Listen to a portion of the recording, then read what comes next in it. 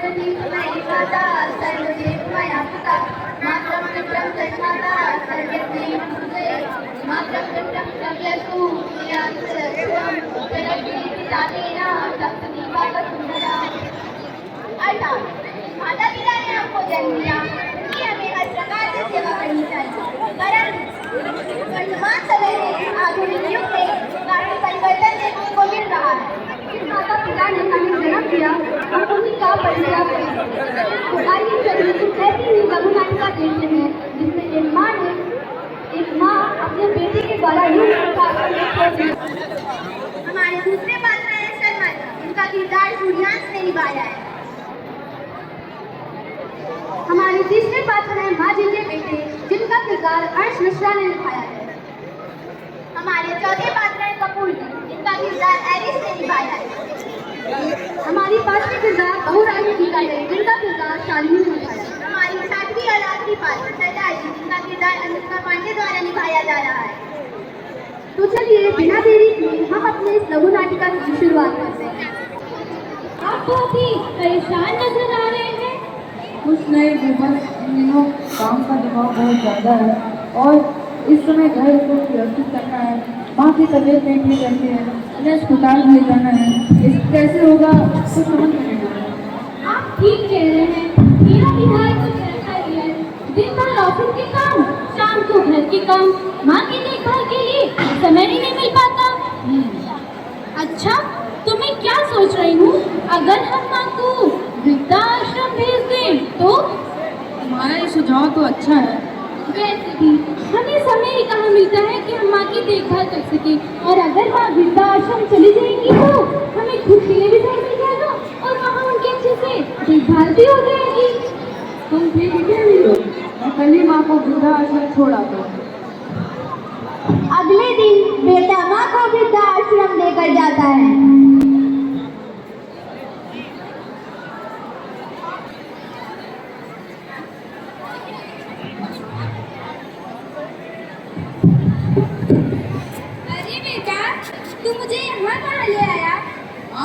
घर को व्यवस्थित करना है ना, हफ्ते की तो बात है।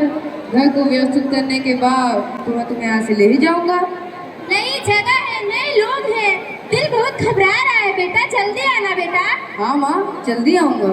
वो क्या है ना कि तेरे बिना रहने की आदत नहीं है, फिर तू भी कैसे रहेगा मेरे बिना। हाँ माँ, अच्छा ठीक, मैं भी चलता हूँ। ठीक है बेटा, अपना ख्याल रखना। ठीक है माँ।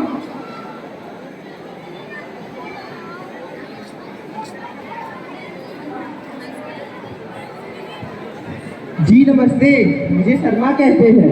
नमस्ते जी, मेरा नाम शारदा है। मैं कुछ दिनों के लिए यहाँ आई हूँ। तो क्या है ना, बेटा घर को व्यवस्थित करने में लगा हुआ है, तो अगले हफ्ते मुझे ले जाएगा। तो क्या करता है आपका बेटा? बहुत बड़ी कंपनी में काम करता है जी। अरे फोन लगा के पूछ तो घर पहुँचा कि नहीं।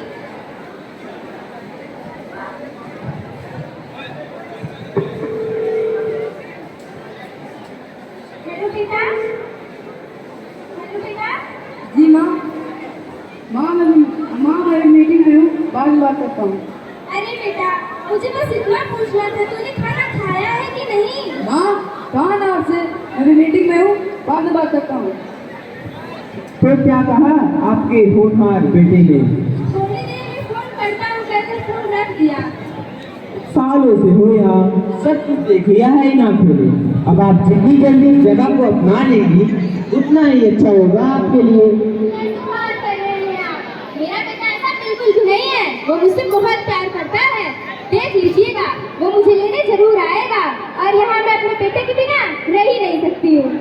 वैसे ये जगह इतनी ही दूर नहीं है, शांति है, सुकून है, समय से खाना भी मिल जाता है। मैं तो कहता हूँ अपना मन भजन कीर्तन में लगाइए। देखिए, मुझे कहना तो नहीं चाहिए, लेकिन मैं फिर भी कह रही हूँ। मुझे लगता है आप मुझसे चलते हैं, क्योंकि मेरा बेटा मुझे लेने तो आ जाएगा, लेकिन आपको तो कोई पूछना भी नहीं है। जी नमस्ते। जी नमस्ते। अरे शारदा जी, इनसे मिलिए, ये कपूर जी हैं। नमस्ते भाई साहब। जी नमस्ते। अरे भाई साहब, काफी में लेकर कहाँ जा रहे हैं?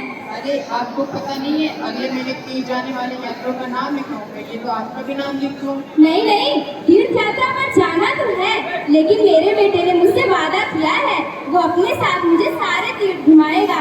और वैसे भी अगले हफ्ते मुझे घर ही चले जाना है। अगले हफ्ते? इनका अगला हफ्ता तो पिछले 5 सालों से नहीं आया। क्यों कपूर साहब, सही कह रहा हूँ ना मैं? आप तो सब जानते ही हैं। 10 दिन बाद। हेलो बेटा। जी माँ। बेटा 10 दिन हो गए हैं, कब आएगा तू मुझे लेने? अरे माँ आऊँगा ना, बस इन दिनों थोड़ा व्यस्त चल रहा हूँ, जल्दी आऊँगा। 6 हफ्ते बाद।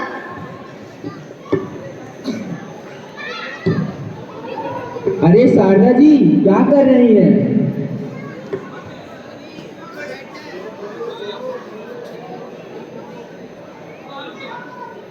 क्या है ना कि सर्दी आ रही है, अपने बेटे के लिए स्वेटर बना रही हूँ। मेरा बेटा जब मुझे लेने आएगा स्वेटर देख के बहुत खुश होगा। क्या शारदा जी, बेकार के सपने देख रही हैं आप? मैं कह रही हूँ ना मेरा बेटा ऐसा नहीं है। रुकिए, मैं अभी अपने बेटे को फोन लगाती हूँ।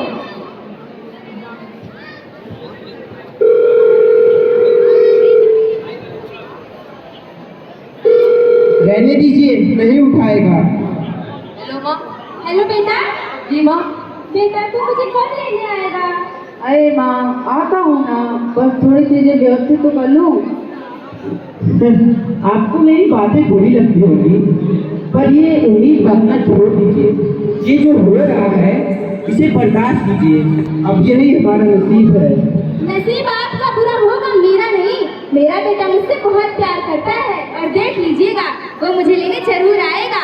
मुझे तो बस इस बात की चिंता हो रही है, मेरा बेटा मेरे बिना रह कैसे रहा होगा। सालों से सब कुछ देख लिया है इन आंखों ने।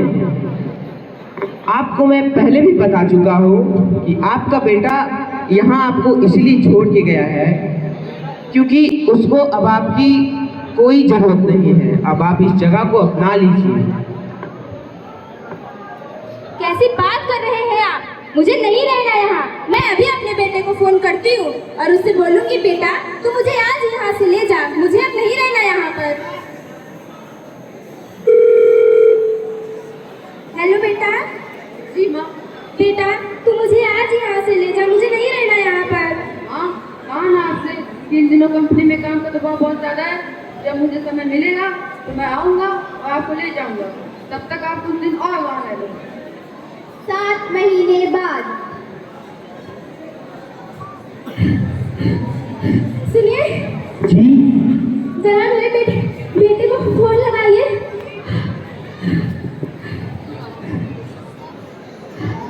जी, आपका बेटा फोन नहीं उठा रहा शारदा जी। ये काम कीजिए, जरा मेरे बेटे की तस्वीर दे दीजिए। ये लीजिए। एक बार फिर से कोशिश कीजिए।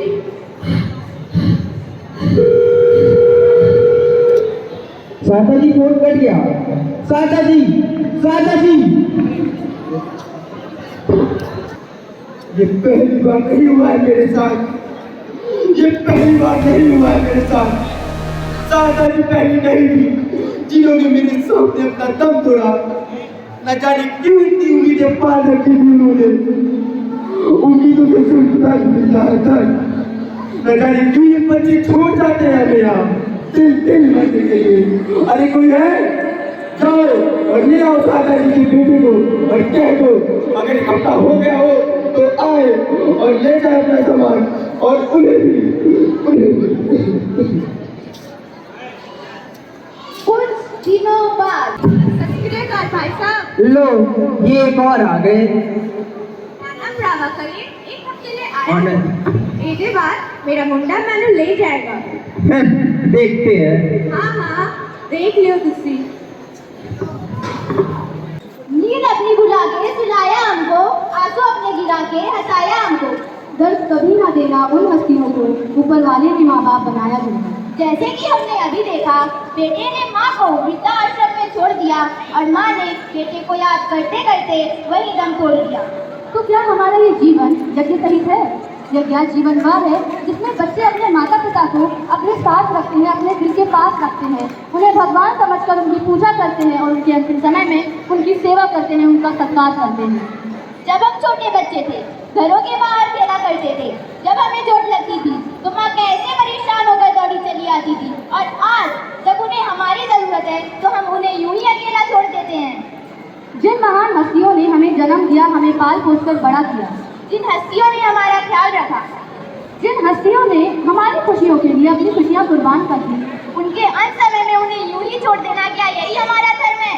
मैं आप सभी से पूछती हूँ, क्या यही हमारा नैतिक धर्म है?